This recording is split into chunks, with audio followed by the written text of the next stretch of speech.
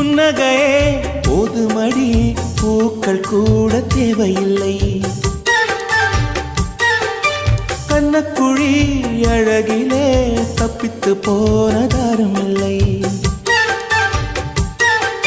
சோழியை போலவே தோழினி சிரித்து சோதனை போடுகின்றாய்.